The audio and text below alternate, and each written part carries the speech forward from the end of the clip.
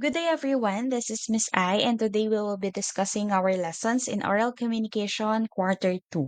Okay, so our lesson 6 is about types of speeches. This is according to purpose, and you have to listen very carefully and try to understand our lessons in this one. Why? Because this will be your performance task, right? Kung nabasa nyo na yung isinend ko sa inyong list of activities and performance tasks, in oral communication, you will be delivering a speech in front of the class. Okay? So these types, dito kayo po pwedeng pumili kung ano yung gusto nyong kind or type ng speech. Okay? So let's start with informative speech. When we say informative from the word itself, no, you are giving out information. You are providing ideas. Okay? So an informative speech is given for the purpose of providing information about the topic to the audience. To write an informative speech, okay, these are the steps. First, you have to choose a topic. Okay, so pipili ka muna ng topic na gusto mong gamitin or gusto mong magbigay ng information about that. Yung comfortable ka plus interested ka, yung sa tingin mo is engaging sa audience mo or sa mga classmates mo. Okay? It could either be the one that you already know about or the one that you are willing to research and learn about. After that, you outline and draft your informative speech based on the topic, key points and details and information you want to give about your topic. So make sure na yung details na i-include nyo is the most important points, okay? Dahil sa speech ay hindi naman yan tatagal ng 2 oras, 5 oras, okay? So I know that you want to include every single detail or you want to talk about as much as possible, no? Gusto niyo magbigay ng information hangga't kaya ninyo, but make sure na ang inyong speech when it is informative is just the summary. Okay? So make sure you catch your audience's attention and that you summarize key points and takeaways as you go. Okay, so this will be the last part, no? Kapag patapos na kayo, make sure na meron kayong parang generalization. Okay, and the summary pa rin. Kahit summary na yung i-speech mo, i-summary mo pa yan doon sa dulo para ma-refresh yung lahat ng sinabi mo sa mga audience mo. Halimbawa, may mga paalala ka, no? Try to give it at the end. Okay? The main types of informative speeches include definition, descriptive, explanatory, and demonstrative. Okay, so there are different types ng informative speeches. Kapag nagbibigay ka ng definition speech, demonstration speech, explanatory speech, descriptive speech, ang bottom line nan lahat ay you are providing information. Okay, so this is very distinct. Kapag sinabi nating definition speech, ano ba yun? Okay, so this explains the meaning, theory, or philosophy of a specific topic that the audience likely does not know much about. Okay, so you're just giving the definition. Pinapalawak mo. Okay, the topics may be general, such as a sport, or highly specific, like a particular person. The main goal of the speech is to educate the audience so that they understand the main points regarding this subject. Okay, so for example, si President Rodrigo Duterte, no? I-research mo yung patungkol sa kanya. Una is yung personal background niya, family background, and then yung background niya in terms of educational. Okay, saan ba siya nag-graduate? After that, yung mga experiences niya sa work. Okay, so as we all know, he was the president of the Philippines. So basically, yung mga political background, yung iha-highlight mo dun sa work experiences niya. Okay, and ano bang ginagawa niya ngayon? Or paano siya naka-impluwensya sa tao nung nakaupo siya and after nung umupo siya? Ano yung mga nagawa niyang um, naaalala or mga biggest achievements niya sa buhay? Okay? Next is demonstration speech. This explains how to do something, okay, from the word demonstration, ide-demo mo. Okay? So like, sa Canva, for example, yung mga know-how, paano ba mag-edit ng template, ng invitation. So, pwede dito yan sa demonstration. So, of course, kapag ganun yung topic mo, yung it includes soft copies, you have to provide din, no? It is much better kapag meron kang ipinapakita sa TV in terms of this one. Okay, but if you prefer not to, pwede rin naman if you are very detailed in explaining na hindi na kailangan ng um, demo like that. Okay?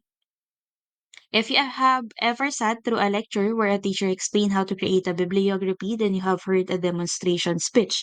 Like most informative speeches, a how-to speech will likely use visual examples. Okay, ito yung na-mention ko that show the audience how to move from step to step through a particular activity dahil mas mabilis sundan kapag nakikita mo mismo, no? Visualizations help the audience retain what each step looks like, increasing the likelihood that they will retain the overall information of the speech. Katulad na nabanggit ko, halimbawa yung sa Canva, pag-edit ng invitation, kapag nakikita kasi nila kung paano, kapag na-demo mo siya step by step, mas mabilis siyang tandaan. Okay? Compare sa demonstration speech na just purely words lang. Okay, so paano ba mag-sign up sa Canva? Paano magkaroon ng account? Okay, so ipo-pursue mo ba yung pro na account sa Canva or dun ka sa free? Okay, so ano ba yung advantages and disadvantages? Anong benefits kapag pro ka? Magagamit mo yung mga ganitong klase ng elements or ganitong klase ng templates. Okay, so paano ba mag-edit? Paano ba mag-type? Paano ba maglagay ng mga images dyan, mga elements, mga graphics? Okay, so doon, puwede yun maging example ng demonstration speech. The next type of informative speech, we have explanatory speech. So this might give a description of the state of a given topic. As an example, consider the types of speeches that are given at industry conferences. The goal of these speeches is for the speaker to inform the audience on a particular part of an industry. Commonly, this will also utilize visualizations that give the audience a visual representation of the particular data or statistics contained in the speech. This is one way to condense highly complex information into an easily retainable package for the audience. Okay, so our example for this one is yung mga industry conferences or yung mga company conferences. Okay. Next, we have a descriptive speech. This creates a vivid picture in a person's mind regarding an object, person, animal, or place. An archaeologist who has discovered a new temple in South America or a paleontologist who believes they have found a new dinosaur may use a descriptive speech to inform an interested audience about their recent discoveries. Okay, so if you are interested in discoveries and science, no? Aliens, puwede rin 'yan. Sige, descriptive speech ang gawin mo sa performance task. So, as all of these types make clear, there are many ways that a given set of information can be communicated in a speech. When deciding what type of informative speech you want to write and deliver, consider what you want the audience to know about your topic. Okay, so you know your audience already. Okay, mga classmates mo, teenagers. So, sa tingin mo, what would be the best topic that would fit them? Okay, so we have these examples. College professor lecturing on a specific topic during a class. Next, guest speaker presenting information to a group of students about how to apply for college. The third one is company president presenting information about last quarter's sales to a group of board members. Okay, so kapag kasi narinig natin yung word na speech, feeling natin ang bigat, no? Feeling natin very formal. Feeling natin very formal. Excuse me for that. Okay, so even just the simplest situation like this one, yung professor mo nagle-lecture ng topic sa gitna ng inyong klase, that could be already be considered as a speech. Okay, so don't be too nervous and too pressured, no? This is dito sa performance task ninyo because kayo naman ang pipili ng topic. Hindi ko naman kayo bibigyan. You are free to use any topic that you would like and any type of speeches that you prefer. Okay, so I have here an example. This is an excerpt, 100 days of COVID-19 in the Philippines, how WHO or World Health Organization supported the Philippine response. Okay? So, I'll let you read this one. You can pause the video. And I receive concerns or questions kung gaano daw ba kahaba. One page ng A4 size bond paper is enough for me, wag naman yung sobra-sobrang ikli. I am expecting everyone to provide a speech na the minimum is A4 sized bond paper. Okay? Size 11 yung font, any style na gusto ninyo. But the font, it's size 11. Okay? Para pare-parehas kayo. Next, let's have this persuasive speech. Okay, so when we say persuasive, you are persuading your audience. Okay, nang iingganyo ka, nang eengganyo, nang aakit. Okay, so it could be siguro nagbebenta ka or siguro pinagsa-sign up mo sila sa isang website, okay, sa isang application. That could be the examples of persuasive speech situations. But let's dig more on that. A persuasive speech is given for the purpose of persuading the audience to feel a certain way, to take a certain action, or to support a specific view or cause. To write a persuasive speech, you choose a topic about which people disagree or can have differing opinions. Okay, so your persuasive argument will be made stronger if you can demonstrate that you are passionate about the topic and have a strong opinion one way or the other. Then you outline and draft your persuasive speech by taking a position on the topic and outlining your support for your position. It is often helpful to also discuss why the other side is incorrect in their beliefs about the topic. Okay, so for example, ano bang topic ngayon ang sikat in terms of political? Okay, sige. Let's have Lenny versus BBM. Okay, so let's have that as an example in this persuasive speech. So, bakit ka ba maka-Lenny? Bakit ka ba maka-BBM? Provide evidences. Okay? Justify your stand kung bakit yun yung pinipili mo and pwede ka rin magbigay ng points bakit hindi siya yung pinili mo. Okay, you can compare the two.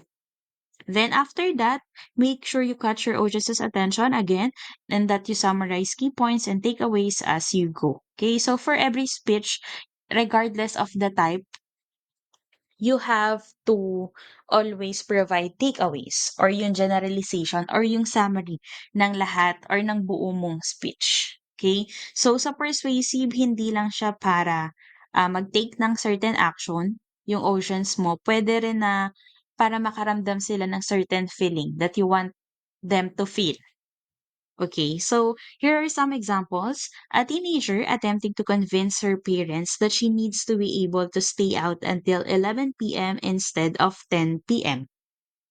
Okay, a student council president trying to convince school administrators to allow the students to have a dance after the final football game of the season. Okay, so maganda dito yung may nakapagtanong kasi sa aking student kung meron daw acquaintance party sa school natin. Okay, so you can use that as your topic in this persuasive speech. Bakit sa tingin mo importante or essential na magkaroon ng acquaintance party ang mga new students or you as grade 11 students in the PWU? Okay, so bakit kaya? Ilahad mo. First and foremost, okay, I'll give an example. First and foremost, we will make more friends. No, our social life will get bigger once we encounter other people or once we talk more with our classmates. Okay, once we engage with conversations and what else?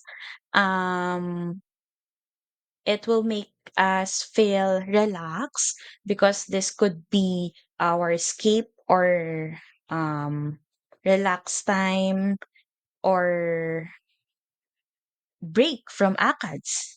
Okay, and then this will establish a stronger relationship between our section since it is important because we will always be together creating decisions, making actions. So it is best for us to have this harmonious and smooth relationship with each other. Okay, so gano'n, no? Maglalahad ka ng iyong stands. Next, a lawyer giving a closing argument in court arguing about whether the defendant is innocent or guilty of the crime. Okay, so if ever na ikaw ay nakikita mo yung sarili mo na maging lawyer or abogado in the future, pwede ito ang gamitin mo. Okay? And here is an excerpt from a speech entitled Poverty in the Philippines. Okay, you may pause the video to read this one. Okay. At ating pangatlo is inspirational speech. Okay, balik lang tayo ng mabilisan. First, we had the informative speech and then the persuasive speech. And this time, the third type is inspirational speech. Okay, so if you will ask me, ano yung pinaka okay nagawa ng speech, feeling ko ito, inspirational. Why? Dahil personally, more on most of the time, eto yung naririnig ko. Dito ako mas engaged 'no, kapag nagbibigay ng inspirational messages yung mga speakers. For example, sa seminar, sa mga graduation, okay. So, yung inspirational speech lagi siyang may naiiwan sa'kin within, okay. Parang lagi siyang may baon, laging merong pabaon. Mga one-liner. Maaalala mo kung, lalo na yung mga rags to riches 'no, paano sila nagsimula na working student and then ngayon billionaire na or one of the most successful persons in the country, okay. So, para sa'kin yun ang pinaka, engaging but still it depends on you. Just, my opinion. It's just my opinion. Inspirational speech is a kind of speech that convinces people they can succeed in life. Okay. This speech includes uplifting stories that the speaker thinks the people listening to it will be moved and inspired to do greater and better things in their life. Okay. So, for example, yung mga dating addict, tapos ngayon is mentor na, no? Teachers na, nagbibigay na ng mga inspirational speeches or yung mga cancer survivors, typhoon survivors, COVID-19 survivors, which is ngayon, sila na yung nagbibigay ng mga speech kasi danas nila yung hirap and nagiging ginhawa after that particular biggest challenge in their life or in their lives, okay? Edmund Chow, a motivational speaker, explained how to structure a motivational or inspirational speech. Okay? So, sa bawat speech natin, hindi lang yan banat ng banat. Bigay agad ng speech, deliver agad, salita agad. No. There will always be a plan to do it. No? Kaya meron tayong tinatawag na speech writing. Okay? So in this one, for you, you would need to find the monster figures in your life. They could be oppressive colleagues, bosses, teacher, parents, or other authoritative figures. Ask what did they prevent you from doing or from becoming. Okay? Dito sinasabi na there will always be monster figures in your life. So ikaw na bahala kung titingnan mo yung monster figure mo in a positive light or in a negative light. Sige, simulan natin sa positive light. Yung monster figure siguro eto yung tinitingnan ko na makakapagpa-inspire sa akin. Like, di niya ako tinatrata ng maayos, yung very strict siya sa'kin. For example, your teacher in giving evaluation or providing comments in terms of your outputs. Siguro harsh siya. Sinasabi niya talaga na, "Next time gumamit ka naman ng grammar checker," 'no? Or, "Tigilan mo ang kaka-ChatGPT, try to create your own." Okay. So, meron kasing may mga mentors na very straightforward and for you, siguro yun yung kinakailangan mo sa buhay, 'no? Hindi i-sugarcoat yung mga nararanasan mo but to be for them to be very honest and very brutal in commenting in your outputs, 'no? Kasi with those, evaluations dun ka talaga matututo. So, in a different light naman, like negative, yung mga monster figure puwede kasi yun yung nagpe-prevent sa'yo or pumipigil sa'yo na maging the best version of yourself. Like, for example, dahil sinabihan ka ng gano'n, kinriticize yung gawa mo, ikaw sa sarili mo, "Ay, hindi ako bet nito. Sige, hindi na ako magpapa-comment dito next time." Or yung mga negative naman yung mga sinasabi nito, "Next time sa ibang tao na lang ako magpapa-evaluate." or hindi ko natatanggapin yung mga criticisms nito. So, you need to think constructively, no? Yung monster figures in your life that could give a greater or the greatest change in your life, no? Puwedeng hinahamon ka lang para patunayan mo yung sarili mo, which at the end of the day or yung bottom line is naibigay mo yung best version of yourself, no? In your pursuit to slay the dragon or overcome this monster, what steps, strategies, or hacks did you take with you on your journey? Retrace the steps and find out what you did. Ask what did I do at level 1, and then when it happened again, how did I react and was it successful? What happened next? How did I become better? Did I run away or escape from its control? Did I stand up for my own rights instead? For example, ang iyong boss ay merong pinapaburan.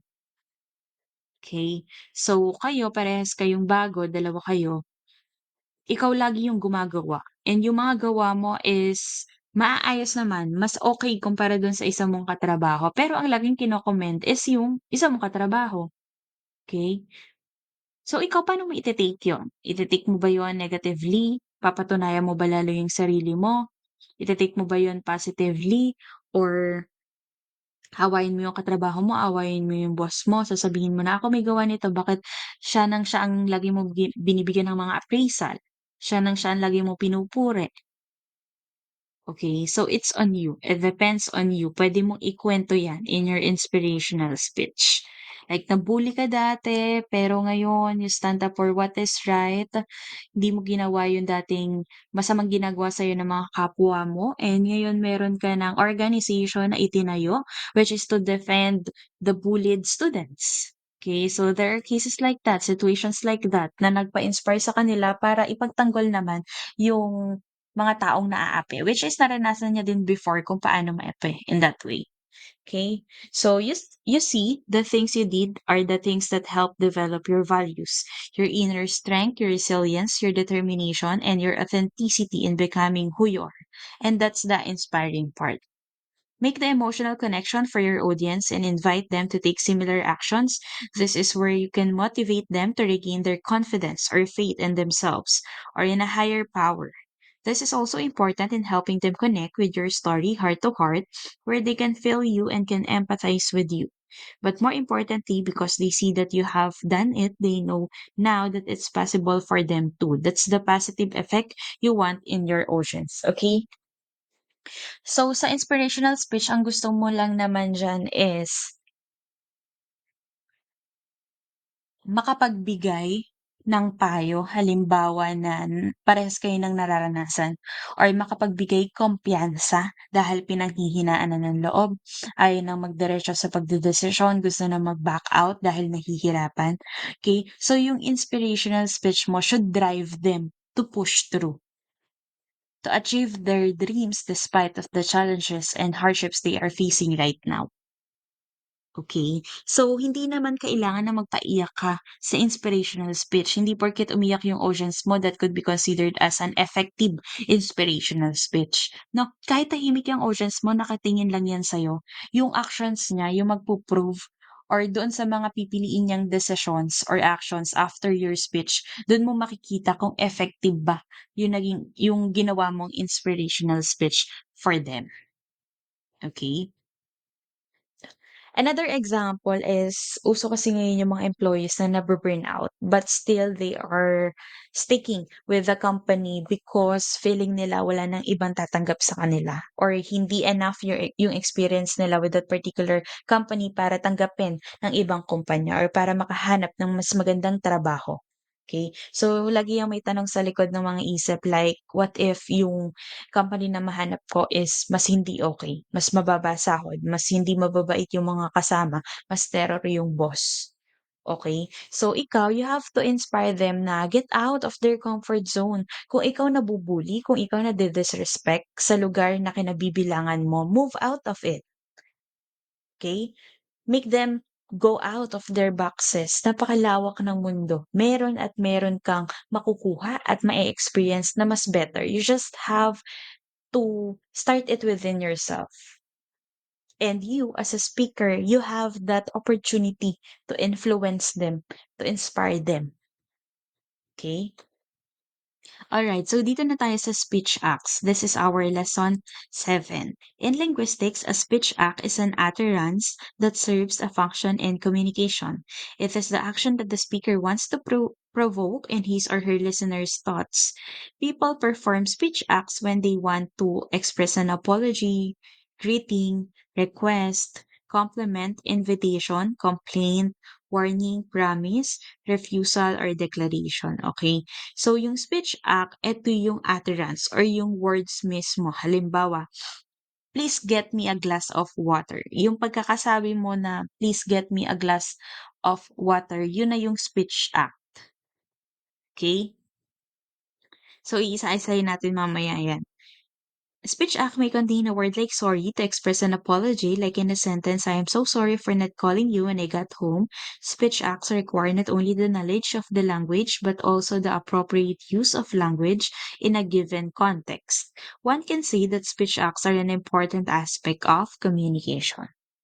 Okay, so let's start with this one. When we say speech acts, to broadly define it, these are actions done by saying them. The listener must first determine the type of act being performed before he can determine which way a speech act is to be interpreted. These speech acts are categorized as follows. So, ito yung mga category ng speech act. So, we have locutionary. Hold on. Okay, so when we say locutionary acts, ito yung utterance lang. Okay? Ito lang yung certain linguistic sounds. Alright, so yun lang yun. According to Susanna Nocitel and from Carrie C. from Philosophy of Language, the Central Topics 2007, the mere act of producing some linguistic sounds or marks with a certain meaning and reference. Okay, again, yung locutionary acts, this is just the sound, linguistic sound. Okay, locutionary act refers to any utterances that may contain statements or words about objects. It may be a word or even a phrase that has meaning. For example, it is raining. My teacher is wearing a red dress today. I love dogs. Okay, yung simpleng pagsasabi mo ng it is raining, that particular linguistic sound, that sound is the locutionary. Okay. Next, illocutionary acts. This is the acting part of the speech act. Okay, ito na yung ia-act na or meron ng action. Acting part. It carries a directive for the audience. It may be a command, an apology, an expression of thankfulness, or just an answer to a question for the information of other people in the communication process. There are two kinds of illocutionary acts. The first is called constantive, or making something true or false by saying it. This is commonly done by someone in authority like a judge or an official. So, ang examples natin for constantive illocutionary acts ay, I named this dog Chubby. You are free to leave. You are not my friend anymore. The meeting is adjourned. So, kapag sinabi yon, so feeling mo susunod ka kaagad, no? Merong authority yung mga nagsasabi nito. Next, the second is doing something by just saying it. It is also called performative. Ito naman is performative electionary acts. I nominate Lancer for president. Kung napapansin nyo, meron ng action na nangyayari, no? Kaya siya tinawag na performative. There is a performance or there is an action taking place. I accept the challenge. I promise to take care of you as long as I live. I challenge you to prove me wrong. You are invited to my birthday celebration. So, electionary acts can be categorized into common families of speech acts. The following is John Searle's categories of electionary acts. Each has its own elocutionary purpose. First is assertive. Ito naman yung nag-express ng belief about the truth of a proposition like boasting. When we say boasting, para nagyayabang. Suggesting, asserting naninigurado or sinisigurado. Concluding, and swearing. Swearing, ito yung para nagmumura, no? Example, I am still the best student in class. You are asserting, sinisigurado mo na ako ang pinakamagaling dito sa section na to. Okay? Directive. A type of elocutionary act in which the speaker tries to make the addressee perform an action by way of commanding, requesting, begging, inviting, pleading, or insisting. Okay, take me to that place. You are giving directions. Okay, you are giving commands, no? Pwede ding magre-request ka. When you say begging, ito yung nagpi-please. Inviting, pleading, or insisting. Again, our example for directive, tatandaan nyo lang dito is, nagbibigay ng direction wherein kailangan mong i-perform yung action na yun kapag sinabi ko. Okay? Next is commissive, a type of elocutionary act which commits the speaker to future actions such as promising, planning, vowing, and betting. Example, I will take you to school every day starting tomorrow. Parang nagpa-promise, no? I vow to be the best husband for the rest of your life. Okay, sa mga wedding vows, okay, that's also an example of commissive. Then expressive. This is a type of elocutionary act in which the speaker expresses his or her feelings or emotional reactions. Some examples of expressive acts are thinking, apologizing, welcoming, and exploring. Okay, so kung mapapansin ninyo, in expressive, for me, the clue point here is yung emotions. You are expressing emotions. Like, I am so sorry for not wearing the complete uniform today. Parang bigay na bigay ka sa emotion in terms of the words. Okay, it's either you are thanking, nagpapasalamat, apologizing, humihingi ng paumanhin or ng tawad, welcoming, or for example, is you are voluntarily or willingly assisting them. Okay, very welcoming. And deploring. Okay, the next one is declarative. This is a type of elocutionary act which brings a change in an external situation. Simply put, declarations bring into existence or cause the state of affairs which they refer to. Some examples of declarations are blessing, firing, baptizing, and bidding. Example here is you are fired. Okay, so take notes of the examples that will be included in the second monthly examination. Okay. Next, the third one is perlocutionary act. This is the third aspect of speech acts. It is a speech act that produces an effect, intended or not, achieved in an addressee by a speaker's utterance. Perlocutionary act can bring out a consequence to the audience. They have an effect to the listener in feelings, thoughts, or actions such as changing someone's mind. Unlike elocutionary act, perlocutionary act can project a sense of fear in the audience. Consider the following utterance. By the way, I have a CD of Debussy. Would you like to borrow it? Okay, so its elocutionary function is an offer, while its intended perlocutionary effect might be to impress the listener, or to show a friendly attitude, or to encourage interest in a particular type of music. Okay, so that's it for our lesson 7. Now, this is very simple. Our lesson 8, this is the strategies in various speech situations. No? Let's start with the intra. So, ang tatandaan nyo lang kapag sinabing intra-personal communication or intra, it involves one person and communication. Walang kausap. Solo lang siya. It's either nag-iisip, it's either nagto-throwback sa isipan, no? Solo lang siya sa isang communication. Okay? Dito naman sa inter, it is two or more. Okay? I-explain pa natin ng mas malalim.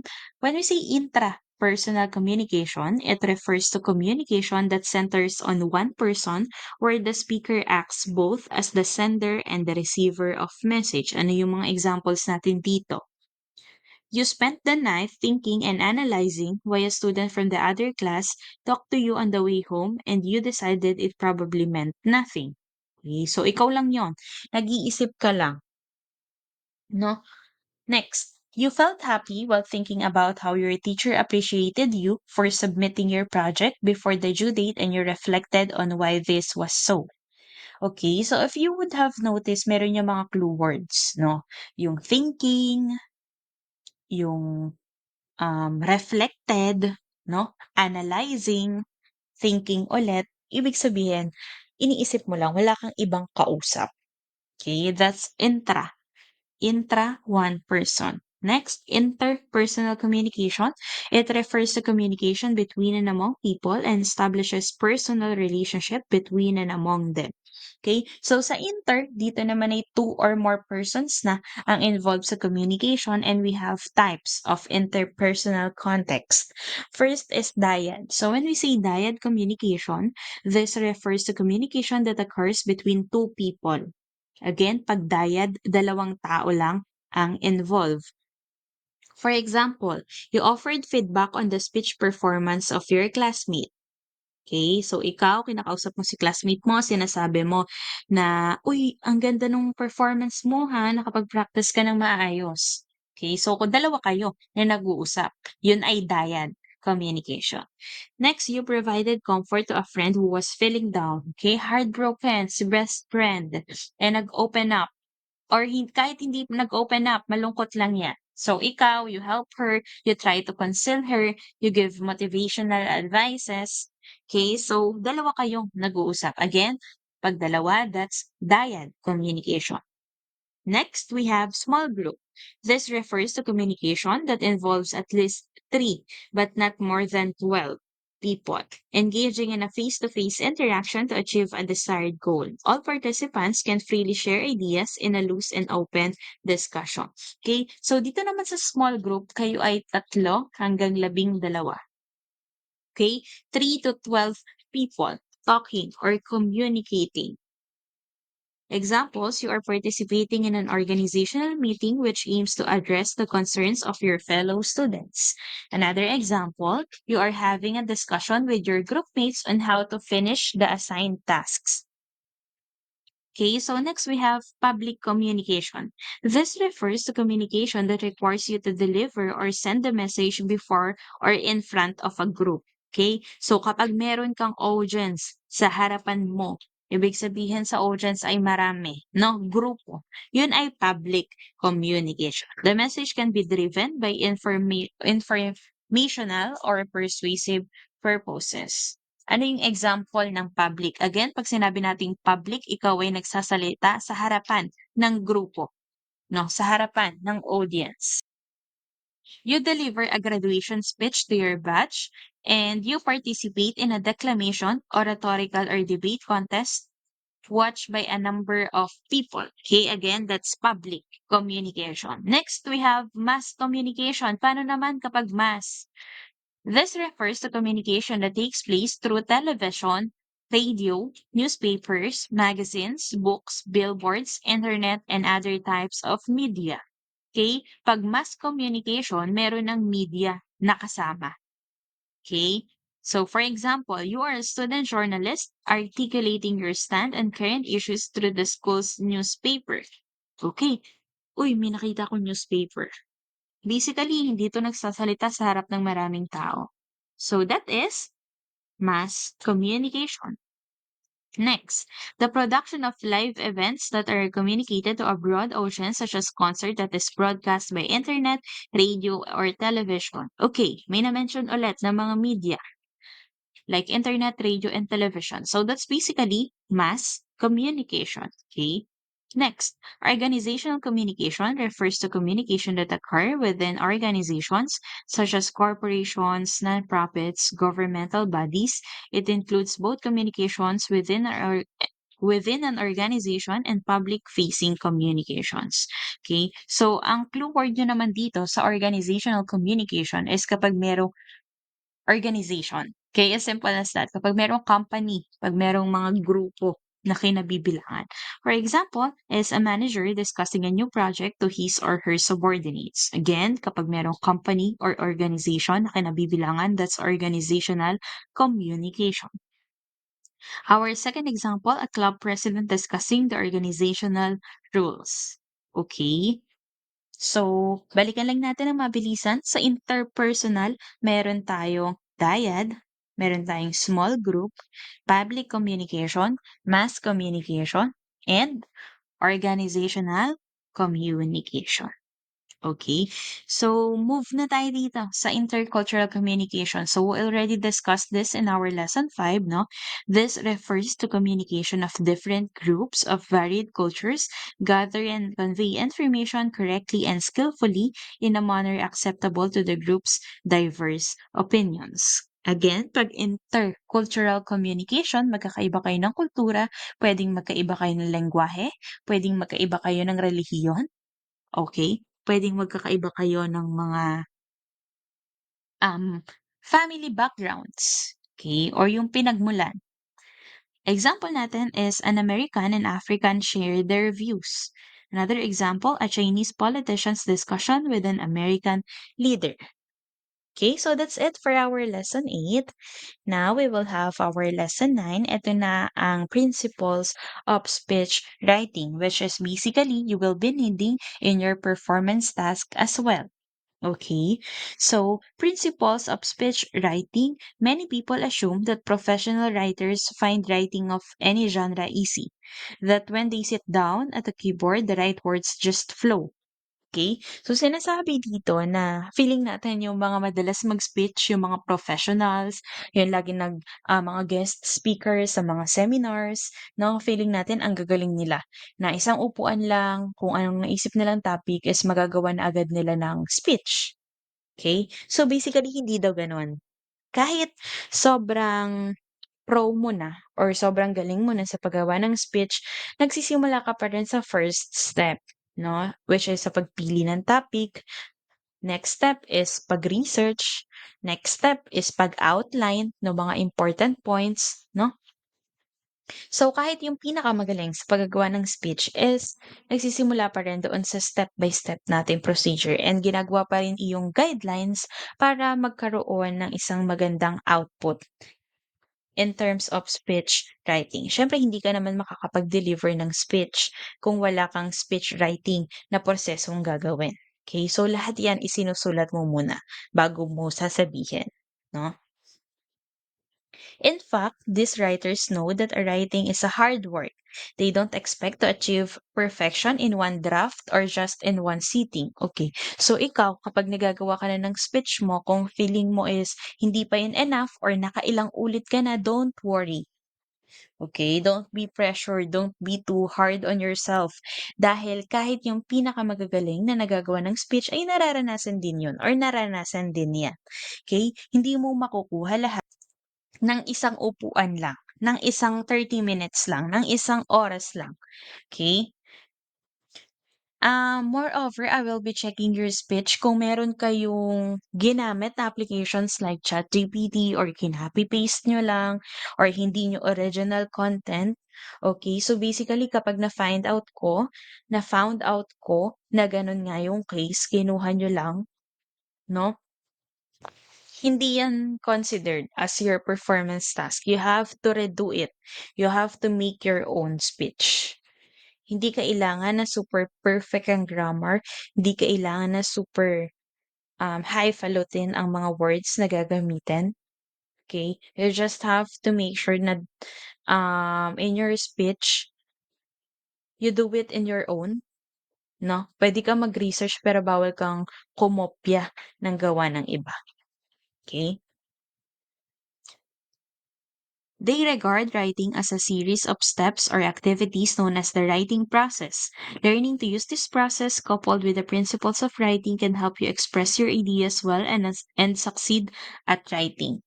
Okay, before one jumps into the principles of speech writing, the writer must be aware first with the writing processes such as conducting an audience analysis. Okay, so simulan natin dito. Kailangan daw bago ka magsulat ng iyong speech ay alam mo muna itong mga bagay na ito. Audience analysis, okay? So alamin mo muna yung makikinig sa speech mo. Again, ang audience mo naman ay yung mga kaklase mo, so basically teenagers 'yan. Medyo familiar ka kung saan interesado yung mga 'yan dahil basically kung sila ay interesado sa ganong parte or sa ganong, part ng topic, it could also be interesting on your end also, 'no? Dahil halos magkakaedara naman kayo and halos magkakasama naman kayo palagi, nagkakakuwentuhan naman kayo kung saan, interested itong classmate mo na ito, kung saan big deal ba sa kanya ang ganitong topic, 'no? Next is you have to determine the purpose of the speech. Again, pili ka dun sa types natin. Kung gusto mong informative, magbibigay ng information. Kung gusto mong persuasive or mang-eengganyo, no? To do a certain action, to make a certain decision. Or kung gusto mo naman ng inspirational speech, yung ang mahabag damdamin, makabag damdamin. Okay. Next is selecting a topic. Of course, you have to choose a topic. Anything under the sun, you have the freedom to choose your topic. Narrowing down a topic and gathering the data. Of course, gathering the data, dapat yan ay meron talagang research sa bawat gagawin mo. Manood ka muna kung paano ba nag-i-speech, no? Yung topic na yun, i-research mo muna. And then, narrowing down, ibig sabihin pag sinabi nating narrowing, pakiputin mo. Pauntiin mo. Ilagay mo lang yung importanteng mga detalye. Okay? Do not include unnecessary things. Kapag napansin mo na hindi naman kailangan, i-omit mo na or alisin mo na, dun ka na lang sa most important key points. Okay? Next is, on the other hand, the following are the center of our discussion today, the principles of speech writing. Okay, so itong mga principles na ito ay makakatulong sa'yo sa pagsusulat ng iyong speech. The first principle of speech writing is choosing the topic. Okay, paulit-ulit na tayo dito kanina. Kailangan meron ka na sa isip mo or makapag-decide ka na kung patungkol ba saan ang iyong i-speech. Okay? About mental health ba or, about acquaintance party ba, about Typhoon Kristen ba, about political aspect ng Pilipinas, about United Nations ba, yung mga bansang kabilang dito, about 17 Sustainable Development Goals of the UN ba, about globalization ba? About contemporary world? Okay. What else? About your family ba? About your personal life? About the lives of the most famous persons in the world? So you have to choose a topic. Okay, a speech is meant to relay a message to the listeners. The choice of the topic may be up to the speaker, but more often than not, the speaker is given the topic because it is the central theme of a program, conference, or presentation. So, halimbawang ikaw ay in-invite na guest sa isang graduation. Okay, so basically doon meron yung tema. 'Di ba bawat graduation naman is merong theme, no? But this time, our performance ito ay walang topic. Okay, ikaw ang bahalang pumili. Next, the second principle of speech writing is analyzing the oceans. A speech for one occasion cannot simply be used for another. There is no speech that fits any and all occasion. Okay, bakit? Siyempre, alamin mo muna yung audience mo. Halimbawa, ang audience mo elementary. Okay, mag-straight English ka ba sa mga yan? Kukwentuhan mo ba yan about sa struggles mo sa buhay, ng mga grade 1. Siyempre ang interested lang 'yan sa yang mga batang 'yan sa mga laro, mga si Miss Rachel, 'no? What else? Yung mga very simple things lang, hindi mo kailangan ng magpabongga ng mga words na gagamitin or topic na hindi naman sila familiar or interested. Okay, kung ang mga kakausapin mo naman is mga professionals, for example, you are in the medical field, okay? So, you can talk in a straight English or a very highfalutin words or you use jargons, yung mga medical words na ginagamit ninyo, since ang audience mo is very knowledgeable naman. Okay? So, if you would ask me kung pwedeng Taglish, no. No, kailangan po ay English. Okay, English only in our performance task. Next, the third principle of speech writing is sourcing the information, no? Kailangan mag-research ka. Next is outlining and organizing the speech. Okay? So, kailangan dito is hindi sabog-sabog yung speech mo. Meron dapat introduction, body, and ending. Okay? Moreover, there are some additional guidelines when you are writing your speech. First is to keep your words short and simple.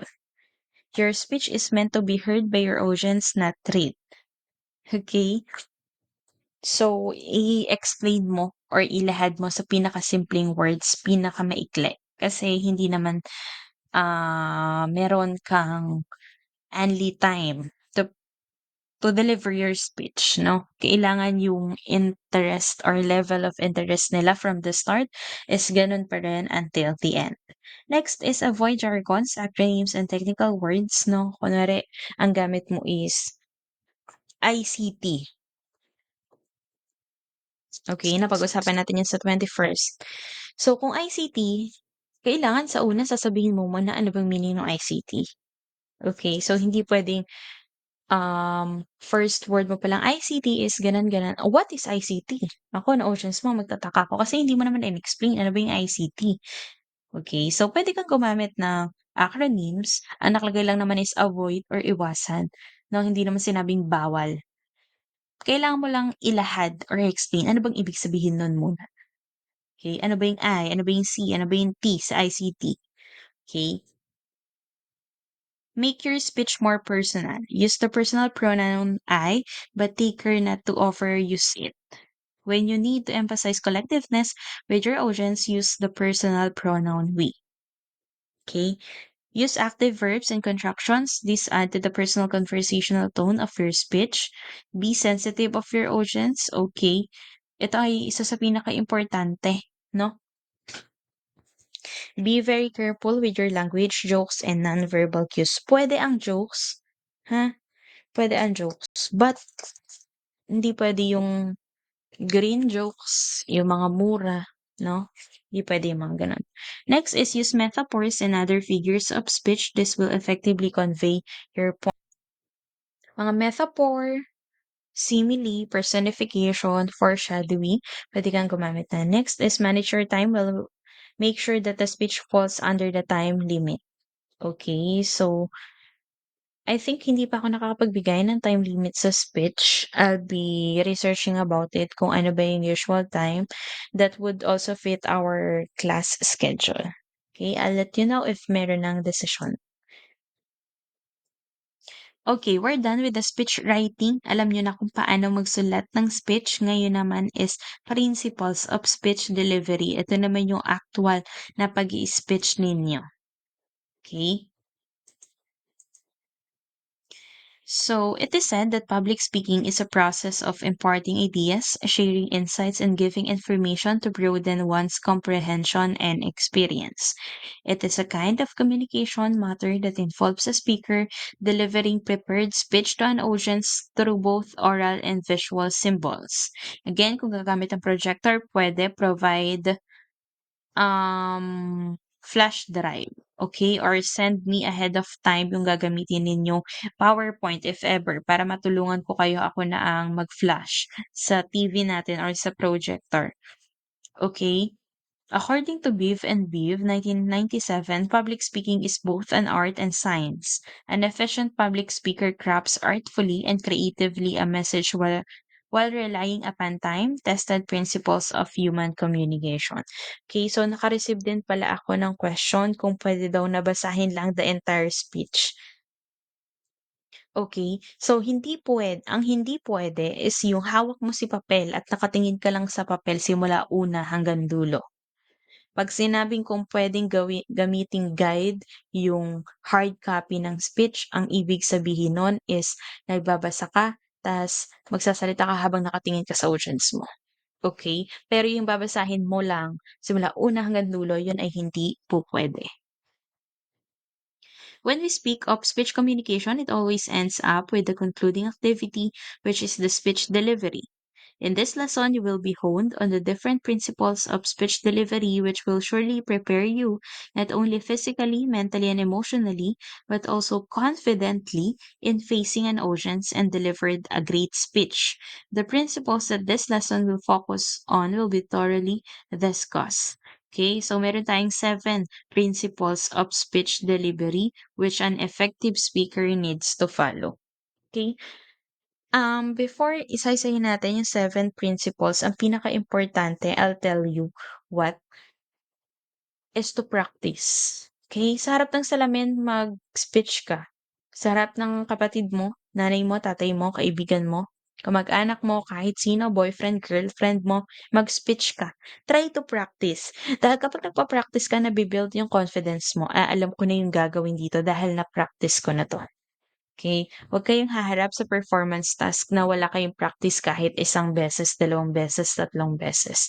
Ang lakas makapagbigay ng confidence kapag nagkakaroon or nakakapag-practice. The first principle is articulation. Okay? When a speaker's words cannot be understood because of poor articulation, the speech might as well not have been delivered at all. Okay? So, pag sinabi nating articulation, ito yung maliwanag yung pronunciation mo or diction ng speech mo. Okay? Para maibigay mo ng maayos or mailahad mo ng maayos yung word. Yung hindi mo kinakain yung salita mo. Okay? So, paano ba yun? Halimbawa, nag-i-speech na. So, kailangan is magdahan-dahan ka lang. Okay? So, wag kang magmadali. Don't be pressured. Okay? So, dahan-dahan lang para wala kang malimutan, walang maiwan na words para mas maintindihan kung ano yung sinasabi mo. Next is modulation. Pag sinabi nating modulation, ito yung voice quality mo. Pwedeng hihina, meron kang kakayahang mapahina at mapalakas. That's modulation. You can modulate your voice. Okay? So, dito naman is kung matinis yung boses mo, make sure na hinaan mo yung sabi mo ng words 'pag nag-speech ka na. Okay? So, kung masyado namang mahina yung boses mo, of course, you need to speak louder. Okay? Para mas marinig ng iyong audience. In most cases sa speeches ay gumagamit ng microphone. So, tayo since hindi rin tayo makaabala 'no, sa mga kabilang seksyon na nagkakaroon din ng lecture or any activity, hindi na tayo gagamit ng microphone. You need to use your original voice. You need to practice modulation. Kung mahina ang boses, lakasan ang boses. Kung masyadong matinis, try na hinaan. I-modulate ninyo yung mga boses ninyo. And again, mag-practice kayo. Okay? The third principle of speech delivery is stage presence. Kapag sinabi nating stage presence, ito yung confidence mo. Kapag nakatayo ka na sa stage, nakatayo ka na sa harap ng mga tao, sa harap ng mga kaklase mo. Okay? Isa din ito sa pinakaimportante. You need to believe in yourself first. Kailangan mong maniwala sa sarili mo na kaya mong makapag-speech, na kaya mong makapag-perform sa harap ng mga kaklase mo. Kasi kung yung stage presence pa lang is wala na, paano ka pa makakapag-deliver ng speech na maayos? Okay? So, meron din na-receive akong question kung paano daw sa costume? So, ge-gradean din natin yung costume ninyo. Kailangan is naka-formal attire. Hindi kailangang bumili pa 'no, ng pang-formal attire. Yung inyong uniform na white long sleeves, pwede na yon. Then pwede kayo mag-skirt na black or slacks na black. And then kung may coat, pwede rin mag-coat. Halimbawa sa boys na polo shirt, okay lang. 3/4 okay lang. Polo long sleeves, okay lang din. Okay, hindi na kailangang bumili pa ng bago. But you need to be professional. You need to prepare for what you will be wearing in your performance task. Okay, so hindi po pwede pumasok na nakagano na magpapalit kayo sa loob ng school. Okay? Next is facial expressions, gestures, and movements. Of course, this is our first topic in oral communication. Ikaw ay hindi lang nagsasalita gamit ang iyong boses using the words. You are also speaking using or you are also communicating using the non-verbal gestures, yung mukha mo, okay, yung kamay mo, yung paggalaw-galaw mo, paglakad-lakad mo sa harapan. Okay, meron din yang points. Then is speech delivery principle is audience rapport. When we say rapport, this is the connection that you have with your audience. Nakikinig sila sa'yo, interesado silang makinig sa'yo, binibigyan ka nila ng oras. So, that's the connection. So, kailangan ay makuha mo ang attention ng iyong classmate or mag-usap-usap na kayo na kapag may nag speech sa harap is lahat nakikinig, lahat ay nakatingin. Okay? Siyempre sa una lang yon. So, kailangan mo pa ring makuha yung attention nila. At the end of your speech ay dapat nakikinig pa rin. Okay, so that's it for our lesson. If you have questions, comments, clarification, kindly send me a PM in the messenger. And just like what we did in the 21st century, I'll also be asking you for your takeaways or generalization of this particular video lecture Kindly comment your takeaways and send a screenshot in our GC. Okay, that's it for today. Thank you for your time and attention, and God bless everyone.